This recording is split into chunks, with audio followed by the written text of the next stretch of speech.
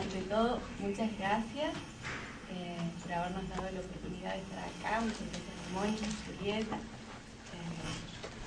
Y bueno, nosotros queríamos hablar de las dificultades en la adopción de niños institucionalizados, pero con la particularidad de niños institucionalizados y mayores, ¿no?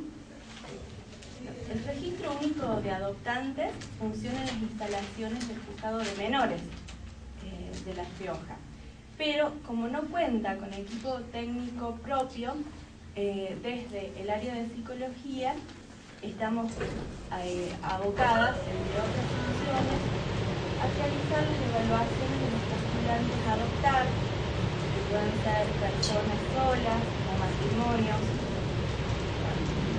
Ahí se escuchan, sí.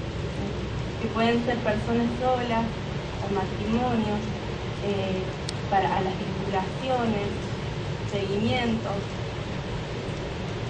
Otras dificultades con las que cuenta el registro, por esto de no tener, por no contar con equipo técnico propio, es que los seguimientos o la formación de espacios para que los postulantes puedan trabajar o reflexionar en la dirección de apropiarse de la adopción como proceso, más allá de los requisitos formales, tales como por ejemplo el recibo de sueldos o antecedentes penales, no pueden concretarse. Desde el área de psicología lo que estamos abocadas en realidad es a las evaluaciones, vinculaciones y seguimientos de los niños que son adoptados y de los pretensos adoptantes, durante las inscripciones. Estas falencias que mencionamos las vemos diariamente en las evaluaciones, en las que en más de una oportunidad las entrevistas psicológicas son significadas como un trámite más a realizar, como otro papel más que complete la carpeta. Entonces, nos encontramos con resistencias muy intensas por parte de los postulantes, ya que los tiempos que representa la evaluación son diferentes a los tiempos de un trámite, y con que muchas veces no están dispuestos a trabajar las cuestiones personales que van surgiendo durante las entrevistas, ya que la evaluación psicológica, a partir de significarse como la que define o no la inscripción en el registro, se torna una instancia a atravesar de cualquier modo posible, y resulta dificultoso entablar un lazo transferencial y de confianza, ya que se deposita en los evaluadores o entrevistadores un poder arbitrario que puede obstaculizar su voluntad. Dentro de las características más recurrentes que encontramos en las evaluaciones, vemos la negación ante la imposibilidad de concebir, la presencia del ideal frente a las características del niño a adoptar, contradicciones frente al principio de identidad, ya que muchas veces lo que se escucha es que para los postulantes la identidad es transmitirle al niño lo antes posible que es adoptado, creyendo que la misma solo viene con el nombre y con un saber de su origen, no advirtiendo en la entrevista que esas marcas iniciales van a surgir en la dinámica vincular, y que la identidad no solo tiene que ver con las condiciones objetivas de la adopción y las creencias o mitos que giran en torno a ella, sino con cuestiones propias de cada subjetividad y con los efectos que produce el encuentro con otro diferente. En nuestra provincia, encontrar familia para niños mayores es una tarea harto dificultosa, en la que el encuentro se torna una excepción, sobre todo cuando se trata de varones, ya que las creencias populares que se cristalizan en el imaginario unen el varón a la representación de la peligrosidad y la perversión, y a la mujer a la de la sumisión, fragilidad, junto con la necesidad de protección. Antes de pensar lo dicho con la ayuda de un caso clínico, queríamos contarles que la mayoría de los niños en condición de ser adoptados, y sobre todo los mayores, se encuentran bajo el sistema proteccional de la Dirección General de Niñez y Adolescencia.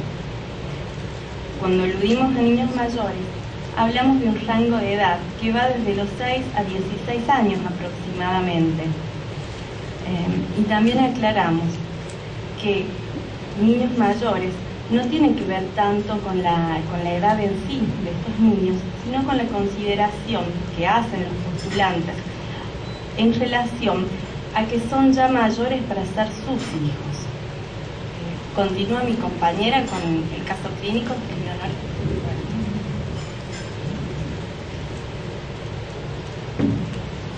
Bueno, este es un caso, les cuento un poquito, fue el año pasado, este año en enero en feria empezó y trabajamos con una trabajadora social. Bueno, yo les cuento, vamos a hacer un recorte porque es muy largo, son muchas variables que tenemos que tener en cuenta y mucha gente trabajó para que, bueno, se mejore o se decida. Este caso clínico que queremos compartir es de un niño de 7 años al que llamaremos Luis, que estuvo institucionalizado por 10 meses luego de que fuera retirado del lado de su madre. Asimismo, en paralelo, también fue institucionalizada su hermana Amira, de 4 años, que se encontraba bajo el cuidado de una amiga de la madre. Luis tiene también una hermana mayor, de 10 años aproximadamente, que fue dada en adopción en la provincia, que es oriunda su madre, tras retirarla el órgano administrativo del lado de su abuela y tío materno. Y un hermano menor de 1 año y medio en vías de ser institucionalizado. La historia de Luis refiere que fue criado por un vecino del prostíbulo en el que trabaja su madre, el que asume la función de padre hasta que fallece tras un accidente automovilístico, luego del cual el niño debe retornar a vivir con su mamá.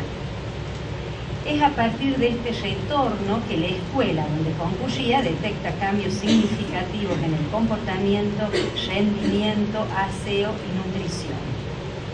Luego de agotar los pasos que como institución educativa le correspondía sin obtener respuesta alguna desde los adultos responsables del cuidado del niño, dan cuenta al juzgado de menores de la situación en la que se encuentra. La intervención del área de psicología y social del juzgado tiene como conclusión la necesidad de apartar a ambos niños del entorno de la madre, puesto que lo que se evidenció es que los niños habían sido expuestos a constantes situaciones traumáticas y riesgosas bajo la responsabilidad materna.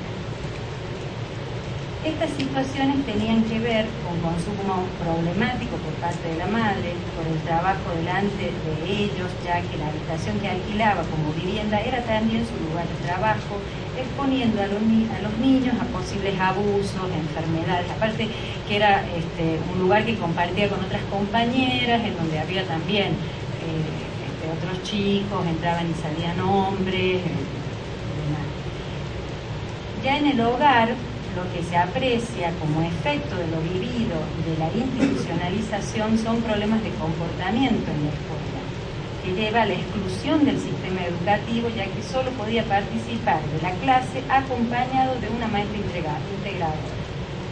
Onanismo y tocamientos a su hermana, estas acciones las realiza con cierta exposición a la mirada de los otros, en un intento de actuar esto que vivió y esto de casi no tener un cuerpo, ¿no? como su madre.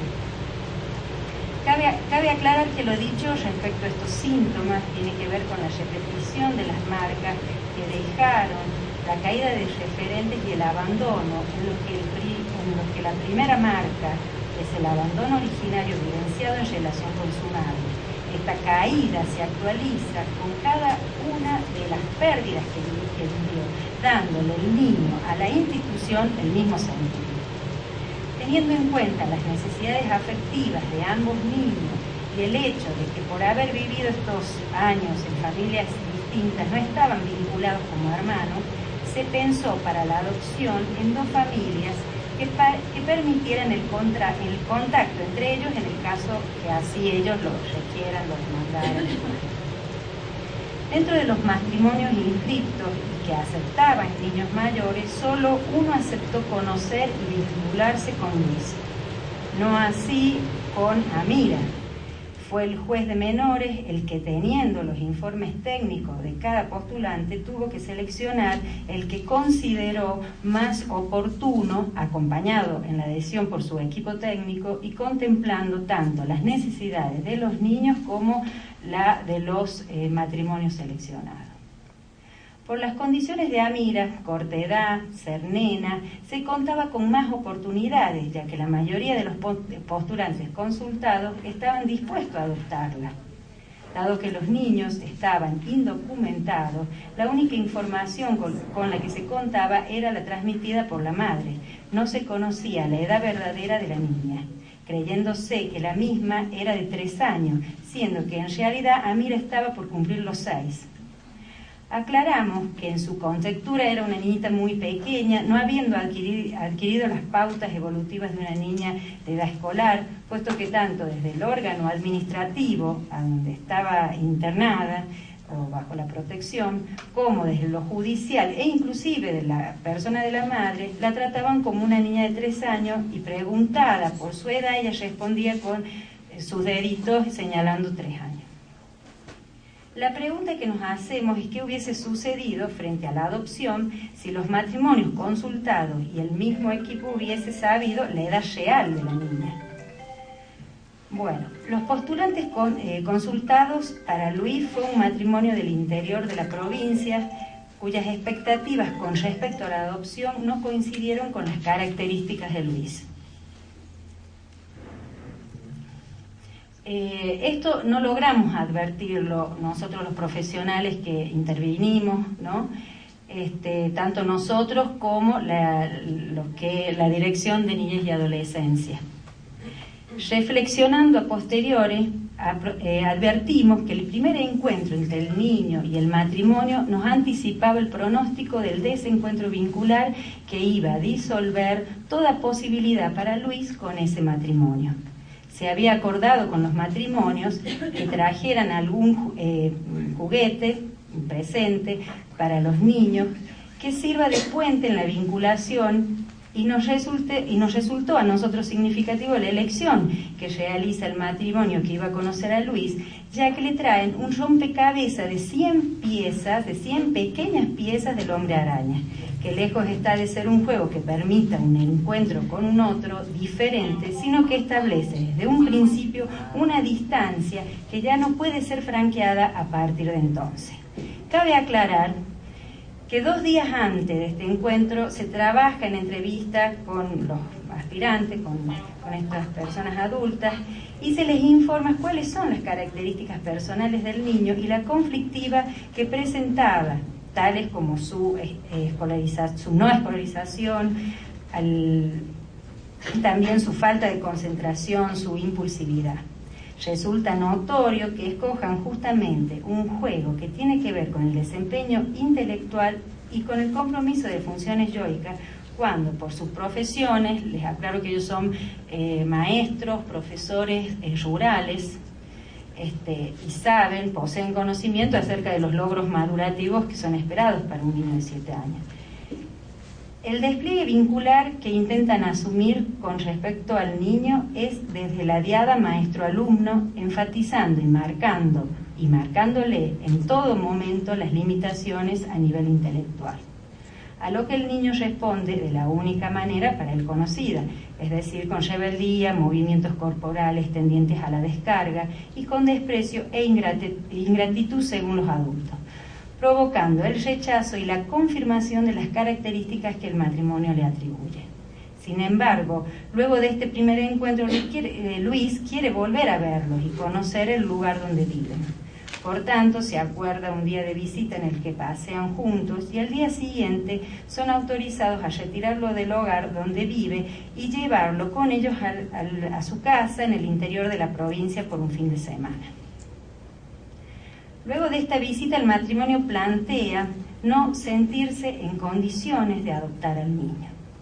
Y ellos dicen, palabras textuales: estamos verdaderamente agotados, no paramos ni un segundo. Mi casa es el paraíso para cualquier niño, pero para él parecía no importarle. Le mostramos la habitación que iba a ser de él y no se interesó para nada. lo sentimos muy ingrato. No es que pretendamos que nos esté agradecido, pero a él parecía no importarle.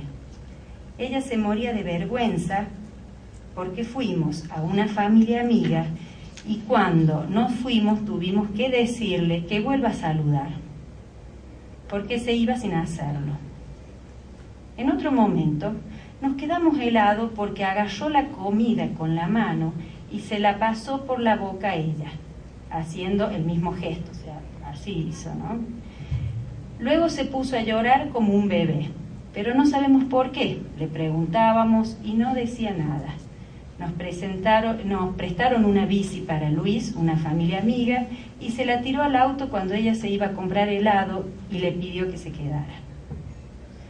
Por otro lado, el matrimonio manifestó sentirse estafado por los profesionales, ya que no era el hijo que esperaban, diciendo que éramos los encargados de preparar al niño para que desde un principio lo llamara mamá y papá. Lugares vacíos que eran convocados por el niño a ser ocupados por adultos permanentes y consistentes. Bueno, ¿querés? Bueno, un poco a modo de conclusión, y nuestra intención era ilustrar con el caso las dificultades con las que nos vemos confrontadas cuando se trata de adopción de niños mayores, ¿no? Entonces, bueno, lo que estimamos es que Luis puso en marcha su circuito pulsional, que implica la repetición del rechazo sufrido, es decir, rechazar, rechazarse y hacerse rechazar, sin encontrar en el lugar del otro adulto un borde que delinee su subjetividad. Y con respecto a los adultos, estos proyectaron en el niño las propias faltas en relación a las investiduras narcisistas, los reconocimientos surgidos a partir de la profesión y del vínculo con el otro, caen cuando se ven enfrentados a la paternidad y la maternidad. El ideal los enfrenta con un imposible que retorna como una frustración insoportable, dejando Luis sus faltas al desnudo y confrontándolos con la necesidad de reestructurar un vínculo cerrado, sin lugar para un tercero, advirtiendo que lo que hacen no alcanza, ya que tienen un lugar que, según sus dichos, todo niño querría, y Luis no responde a ellos. El hijo que el matrimonio espera es un hijo falilizado, que complete lo que hasta el momento construyeron, es decir, que se integre a su entorno social de la manera que esperan que un hijo lo haría, que responda a ellos con gratitud, que se vea feliz en el espacio con el que cuentan, sea un buen alumno, etc. En síntesis, que a modo de analogía con el juego que escogieron, sea una pieza que encaje con precisión en sus vidas. La adopción de niños mayores presenta características diferenciadas de la adopción de bebés o niños pequeños. Estas características, cuando no pueden ser trabajadas y elaboradas, se constituyen en un obstáculo a la adopción. Dentro de estas consideramos como privilegiadas el lugar que asume la historia del niño como constitutiva de un fantasma que muchas veces aterroriza y paraliza a los adoptantes, promoviendo la activación de rígidos mecanismos defensivos que confluyen, como en el caso de Luis, en la huida y el abandono. Dentro de los equipos, las dificultades que la búsqueda de familia para estos niños representa, hace que la misma se vuelva una tarea angustiante, en la que es necesario repensar y reposicionarse profesionalmente en todo momento, para evitar intervenir desde la emoción y la urgencia. Cuando así ocurre, como en este caso, el resultado es generalmente predecible. Las fallas de la intervención saltan a la vista y el niño se ve una vez más enfrentado a la frustración y el sufrimiento. La presencia del ideal se torna en otra característica presente, negando a los adoptantes que el vínculo que se entable pudiese presentar dificultades y que el vincularse es una tarea que requiere de esfuerzo y renuncia psíquica constantes y siempre impone el riesgo del padecimiento. Dificultades estas que no significan que la constitución del lazo padre-hijos no pudiese efectuarse, sino que para que la misma se concrete, es preciso confrontar dicho ideal con las imposiciones de la realidad y las carencias personales. Recordamos que todo ser humano debió ser adoptado por sus padres en el inicio, y que es desde la marca de este primer vínculo que se constituye la descendencia, la adopción del propio hijo. Adoptar es constituirse como padres psíquicos de un niño, y también desde el niño, constituirse como hijo de esos padres. Y en esta trayectoria se actualizan los pormenores de la propia historia de ser hijo. La adopción de niños mayores impone, por otro lado, la imposibilidad de negar la falla biológica ligada a la concepción y a los mitos acerca de la feminidad y virilidad que ésta impone. Este no poder concebir, que es una herida narcisística ubicada en el propio cuerpo, es la que requiere ser tramitada previamente a toda adopción, puesto que de lo contrario, lo que se intentará será el borramiento de la historia del niño, tornando cualquier marca emergente de su pasado como delatora de lo que no se pudo. Muchas gracias.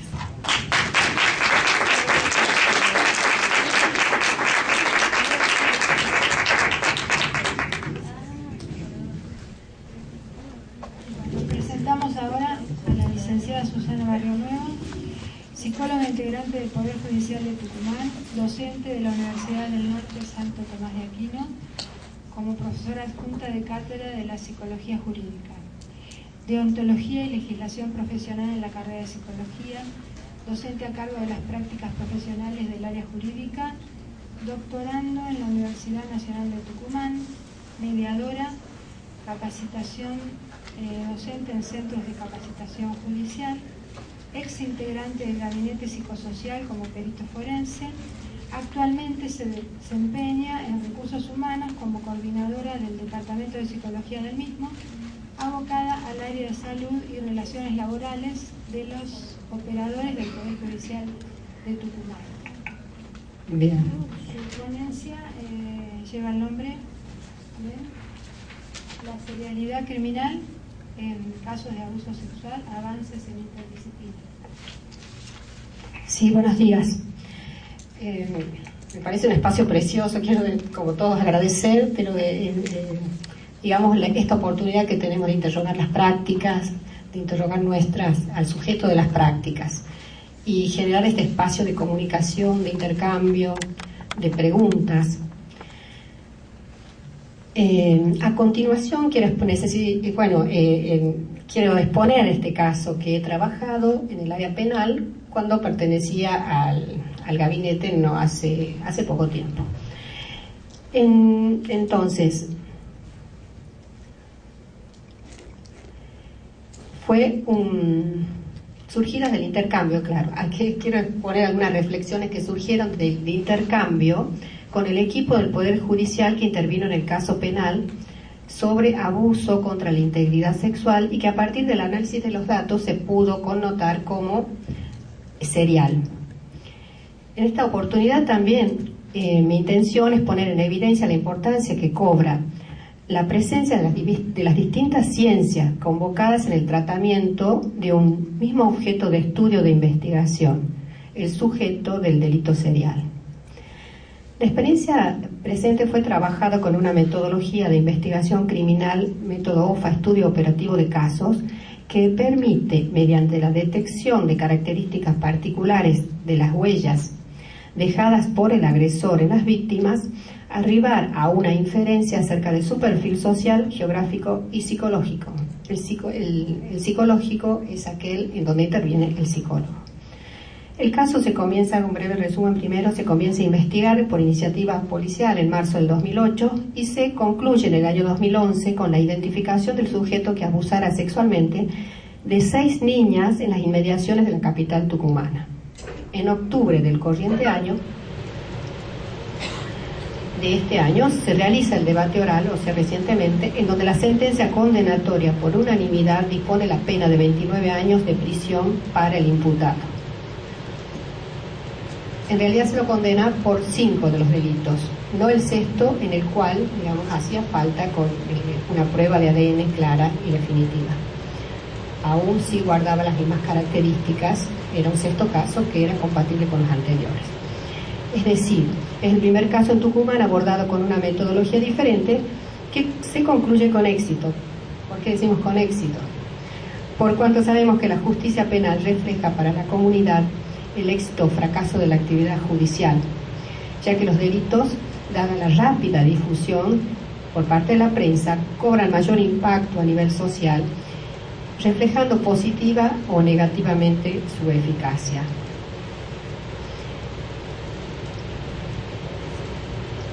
El sujeto del acto criminal en el escenario actual. No es una novedad que la administración de justicia de los poderes judiciales en el mundo se encuentra impactada por la crisis mundial y cada día más expuesta al reclamo social. El apelar al otro de la ley ante un evidente desfallecimiento de la función del padre es la última instancia del sujeto social consciente de una función del Estado muchas veces ausente de las reales necesidades del sujeto de la escena. El mayor conocimiento y conciencia de los propios derechos, una mayor globalización también de la violencia en las cuestiones políticas y públicas generan una importante tensión social que impacta en el campo de la subjetividad, en tanto causa y consecuencia, en las relaciones intersubjetivas y en todos los ámbitos en los que el sujeto desarrolla su existencia. Es en este actual escenario social posmoderno donde se plantean no solo los discursos de la ley operativizados a través de los dispositivos institucionales, sino las manifestaciones de una particular manera de transgresión de la misma, poniendo en evidencia a un sujeto más expuesto y desafiante ante el delito, evidenciando una subjetividad vulnerable en su desujeción a la ley ante situaciones críticas. Las nuevas formas de manifestaciones del malestar subjetivo, trastornos de personalidad en sus diferentes variantes, trastornos de borde, trastornos parafílicos en términos de modalidades perversas, la narcisización de los vínculos en extremo violento, las formas extremas de adicción, alertan acerca de la posición crítica en que se encuentra el sujeto de la posmodernidad, sujeto que en su ingreso a las instancias judiciales convoca a los actores judiciales a la búsqueda de metodologías de abordaje y acorde a las nuevas formas de transgresión de la ley. La construcción del perfil, una herramienta clave en casos de serialidad. Es evidente que el fenómeno de serialidad criminal ha crecido en este último siglo XX, tanto en Estados Unidos como en Europa, y nuestro país no es una excepción. Variadas fueron sus manifestaciones y la intensidad de su crecimiento también reflejo de los cambios, por lo que pensar el abordaje es contemplar una magnitud de datos y posibilidades que evocan una complejidad que no puede ser abordada sino por múltiples discursos y saberes del campo disciplinar. Es por ello que las diferentes ciencias y sus discursos, el jurídico, el psiquiátrico, el psicoanalítico, el social, la criminología, la investigación científica, el artístico y, por qué no, el discurso de la física, confluyen en la tarea de detección e identificación del autor del delito, específicamente de carácter serial, a través de un método específico de perfilación criminal. Sabemos que las clasificaciones son un síntoma de la modernidad, y cada una de ellas se basa en criterios científicos que no irá más allá de las clasificaciones del fenómeno, dice Silvia Tendras. Por tanto, el hecho que la conducta sea tomada motivo de descripción y clasificación, en este sentido se dejarán de lado las razones subjetivas que permitirían descubrir la lógica operante entre ellas. El identificar un asesino, un ofensor serial, es una tarea reservada a los expertos del campo de la criminología y la investigación, en donde también está invitado el campo social y las ciencias humanas. Una tarea atractiva por cuanto se trata de resolver un enigma. Una tarea que ya Freud escribiera en el psicoanálisis y la instrucción forense. El psicoanalista utiliza artificios detectivescos en la búsqueda de puntos de verdad desde una trama inconsciente. Sabemos que ahí está llamado a dar alguna respuesta, es decir, el analista.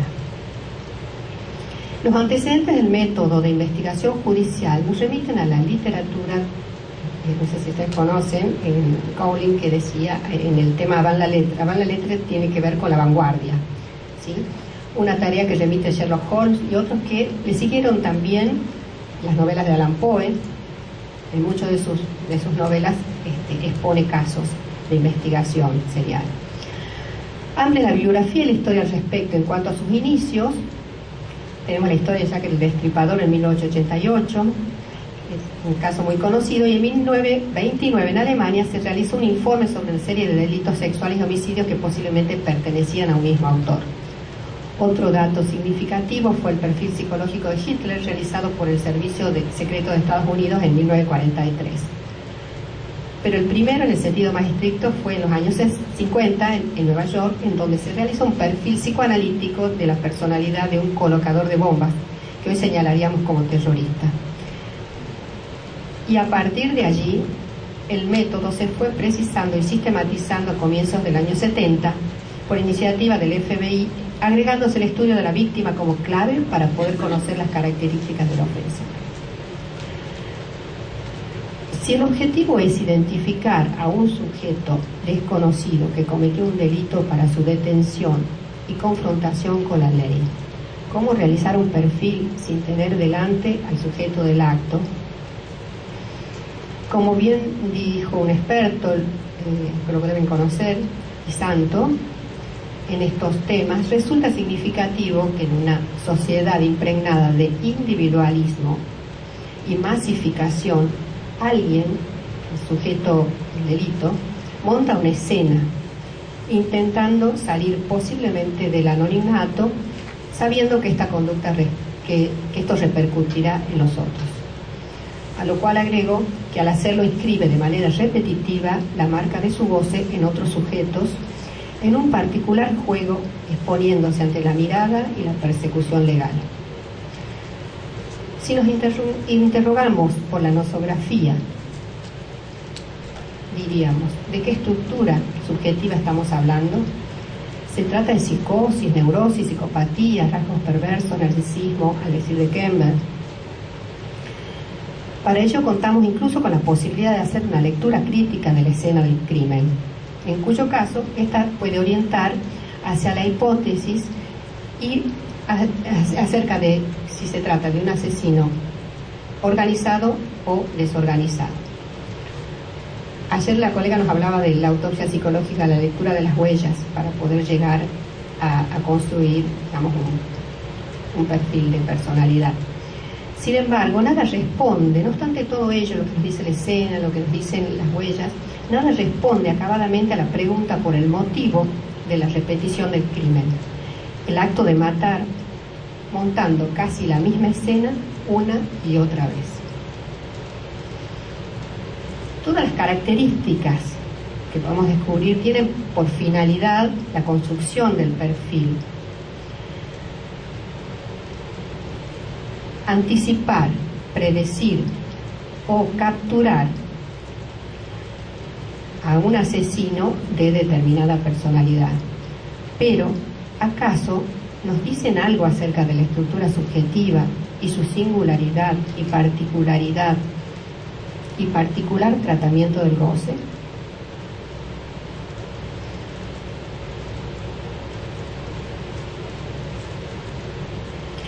Ya que más allá de detallado trabajo que hace un perfilador mediante protocolos estructurados, la incógnita persiste, dejando algún espacio oscuro sin resolver. Ya dijo Freud que no siempre se puede tener claridad sobre algunas cuestiones, pero al menos es necesario situar lo oscuro. A los que realizamos alguna vez este trabajo, algo nos interroga en términos de nudo oscuro, en cuanto el registro de angustia que esto genera por la falta de conocimiento o de desconocimiento de sus motivaciones, no es compatible con esta angustia cuya falta se resiste en el sujeto serial a ser registrada en una hábil desmentida. Pensar desde la investigación, por eso del psicoanálisis, nos suma en un laberinto del inconsciente del asesino de la vida física o psíquica del sujeto víctima, invitándonos a decodificar las señales, pensar las estrategias posibles de su mente compleja. Es necesario leer. La serialidad produce un texto, el texto de un sujeto que alguien tiene que leer.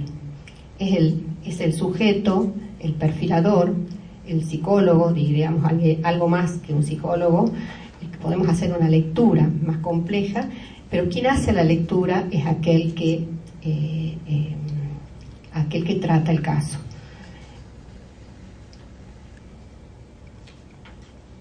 El tema específico que les relato entonces a continuación, voy a relatar brevemente, remite a un caso de abuso que por sus particularidades específicas y repetitivas significa un corrimiento en la típica manera de investigar los casos penales, al menos en nuestra provincia, como el de sumar a la investigación judicial de rutina un enfoque novedoso por su calidad ejecutiva entre las distintas unidades del proceso de investigación. Hasta entonces se trabajaba, cada fiscalía trabaja sus casos sin comunicación alguna. Esto provocó, digamos, cierta resistencia por parte de los fiscales, porque nadie quería ceder, digamos, las causas que habían entrado en sus propias fiscalías para poder y acumular en una sola la investigación. Entonces hubo muchas resistencias que vencer, pero tuvo un efecto, digamos, importante esto. Metodología de trabajo interdisciplinaria que fuera solicitada formalmente la dirección del equipo especializado en investigación criminal, que es la gente del Departamento del Comportamiento Criminal de la Policía Judicial de Córdoba, quien se abrió, digamos, a colaborar con esta experiencia y fue quien nos supervisó. El licenciado, existe un psicólogo y un abogado, que trabajan con todos los casos, digamos, de perfilación del país. La decisión surge dentro de una propuesta de actualización y de mejora de las prácticas judiciales, específicamente del área penal, a través de la iniciativa de una fiscal de instrucción, quien se erige como la protagonista de cambios importantes en el área penal.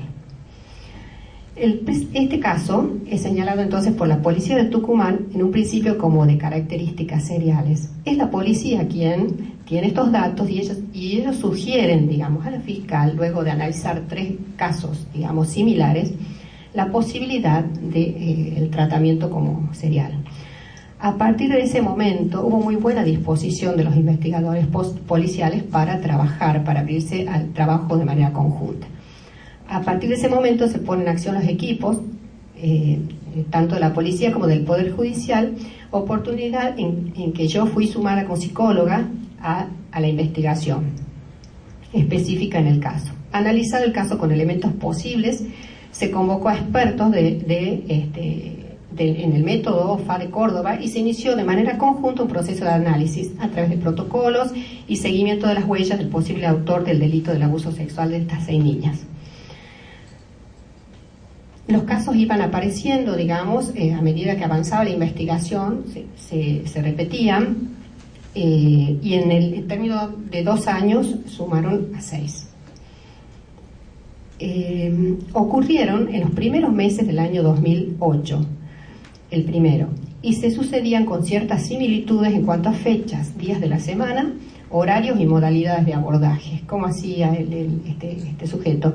Convencía, se acercaba a las nenas que estaban solas en la calle, estaban jugando y les prometía una bolsa de juguetes o les prometía caramelos. Se presentaba ya sea en moto, en bicicleta, y una vez que la víctima, digamos, se producía ahí un espacio de duda, inmediatamente las obligaba a subir al vehículo, que era por lo general era una moto, y se las llevaba. Y las llevaba siempre a un mismo lugar, digamos, que coincidía, era coincidente en todos los casos. En las afueras de la ciudad, es un canal, digamos, que bordea la ruta. Luego de abusarlas sexualmente por vía anal, vaginal y oral, digamos, las traía y las volvía a subir en la moto y las dejaba en las inmediaciones de su domicilio, las abandonaba. En uno de los casos las pudo, que era el más complejo, y en donde decimos que que su comportamiento, su conducta se complejizó fue en aquel en donde la dejó atada en un puente con las manos atadas y expuesta toda la noche. Había una jauría de perros alrededor, entonces estaba en riesgo. Fue una situación mucho más impactante que las anteriores. Allí vemos cómo se va complejizando, digamos, su conducta. El modus operandi, como diría, digamos, el investigador de criminología, sería prácticamente el mismo. El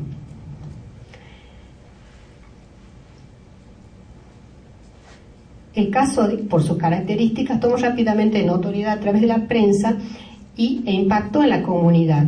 Por supuesto, fue significativo que casi inmediatamente cesaran los abusos. Algo pasó allí, esto le llegó seguramente, esta noticia, y se comenzó a tomar recaudos, se salieron campañas. Esta es una de las propuestas que tiene el método, la difusión, digamos, a través de ciertos instructivos, en donde también se había construido un identikit de este sujeto a través de lo que las víctimas de lo recogido de las víctimas. En ese sentido se produjo una acumulación de causas, se acumuló todas las causas en esta fiscal, ella pidió al Ministerio Fiscal la acumulación y a partir de ahí se comenzó a investigar como serial. Esto sí, como les contaba, generó resistencia por parte de los demás fiscales.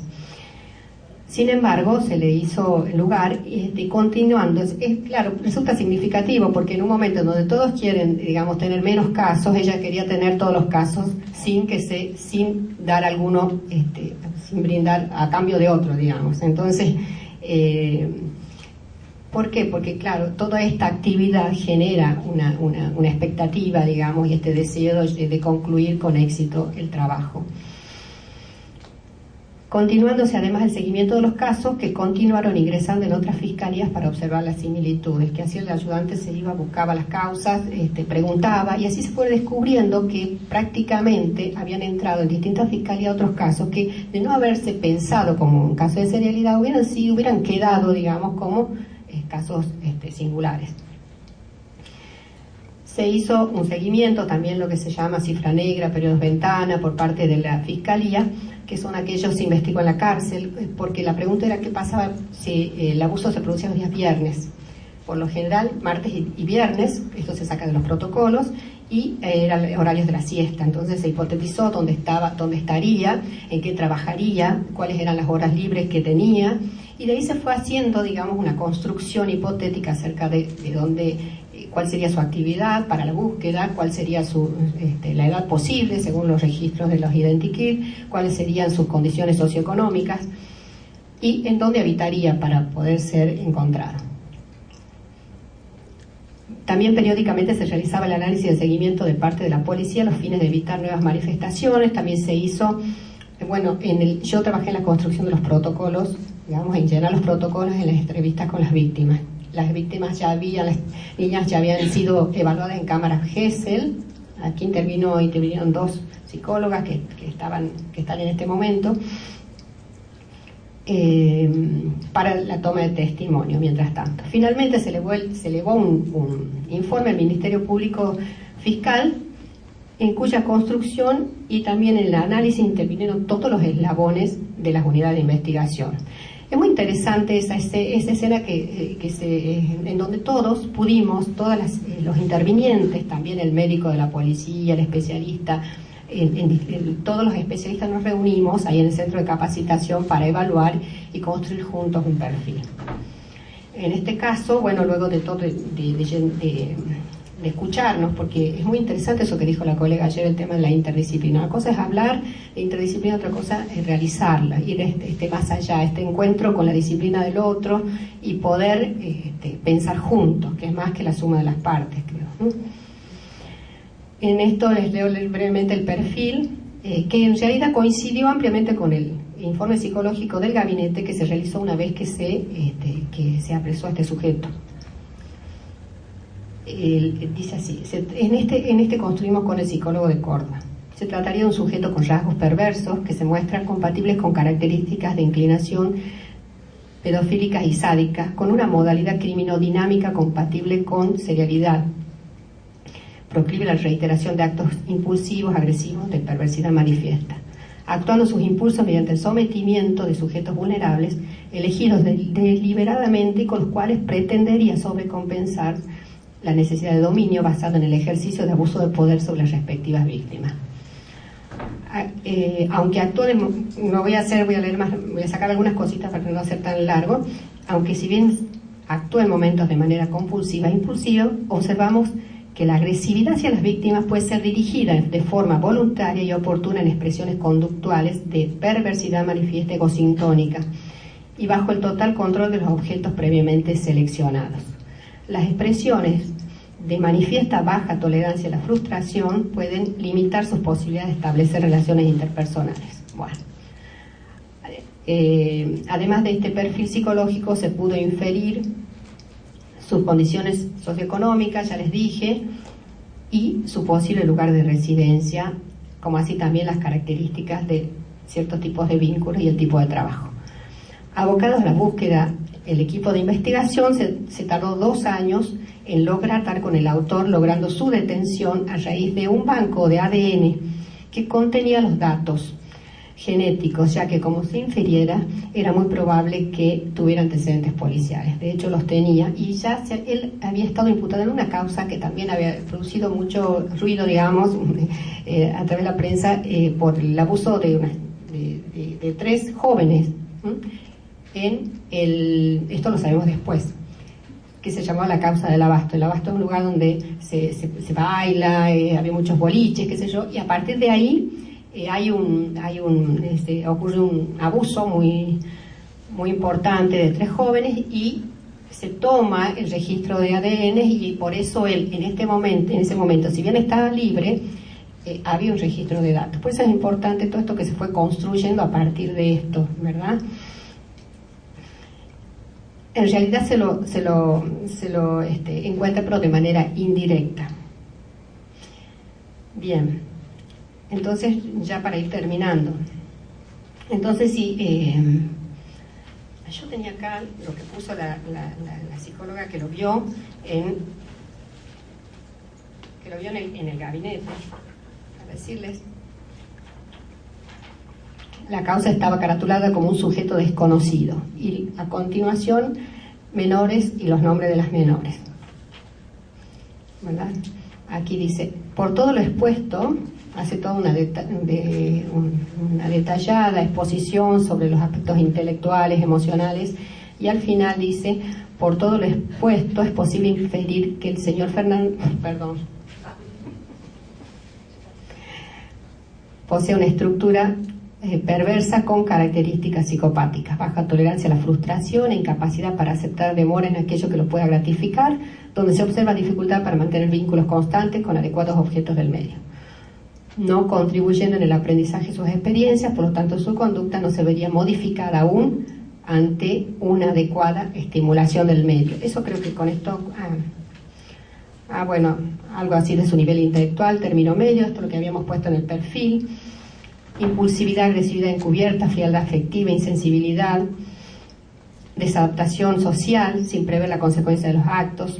Bueno, esto se vio reflejado también en el juicio oral. Yo participé de la última audiencia nada más como espectadora para escuchar sus palabras, y en realidad allí se observa la falta de implicancia absoluta, porque se le dio la oportunidad que pueda decir algo. Ya estaba condenado. Creo que no, en ese momento, al escuchárselo, creo que todavía no ha salido la condena. Se le da esta oportunidad. Pero podemos ver que se registró prácticamente toda, digamos, la misma línea de comportamiento a lo largo de todos estos años. Es interesante porque la sentencia que también me la cedieron ahí en la sala, que una vez que sale se quedó firme. Allí al final el presidente de la Cámara, de la Cámara Penal, hace un llamado, digamos, a los distintos organismos para decir, bueno, cómo pueden los organismos de salud trabajar con este sujeto, pensando también en su pronóstico también. Es la primera vez que yo veo una sentencia así, en donde, bueno, genera preocupación un sujeto de estas características, porque los 29 años, después de un cierto tiempo, digamos, se reducen, lo sabemos por por todo lo que hace a los procedimientos de penalización, y bueno, tenemos otra vez un sujeto expuesto ante lo social, ¿verdad? Un riesgo social. Bueno, lo que yo quería decir al final es rescatar la importancia nada más de lo que sería para nosotros trabajar en estas experiencias, ya que si analizamos el camino transitado, podemos decir que esta experiencia se distingue de otras intervenciones de tipo interdisciplinario dentro del área de la justicia penal. Pudo desarrollarse como una experiencia de equipo fecunda en la generación de recursos y desarrollo de habilidades, porque claro, estas cuestiones, digamos, que nos implican el trabajo que resiste, como dice Bellus, digamos, la tarea que resiste nos genera competencias, nos genera capacidades. Se puede hablar de una experiencia de trabajo fecunda en la generación de recursos y habilidades, a la vez que con un alto rendimiento por parte de todos los integrantes, policía, médicos de la policía científica, retratistas, peritos informáticos y psicólogos del Poder Judicial, junto a la Fiscalía de Instrucción. Podemos decir que en este momento histórico laboral transversalizado por modelos de gestión que tienden a dar prioridad al resultado por sobre la dinamicidad y el aprendizaje que el desarrollo de los procesos implican, podemos advertir que con la identificación del sujeto autor de los delitos investigados se ha incorporado un ejercicio de trabajo que deviene en condición de posibilidad para la obtención de datos más fehacientes en la investigación con resultados esperados por el entorno social. Ya termino. Entonces, hablar de factibilidad del médico, miren ustedes el lapso, del método, es proponer una apertura al cambio de mirada. Sí, es que yo había puesto algo sobre la dificultad a veces de trabajar con algunas profesiones, digamos, hegemónicas, con algunos saberes hegemónicos como el derecho muchas veces y el discurso médico. Me gustó lo que dijeron ayer sobre la ley de salud mental. Nos convoca, digamos, a otro tipo de relación, más equilibrada, ¿verdad? Pero tiene que haber un reconocimiento también de la disciplina del otro. Entonces, hablar de factibilidad del método es proponer una apertura al cambio de mirada, de considerar el campo profesional propio, ya que en eso iba, ya que a no considerar el campo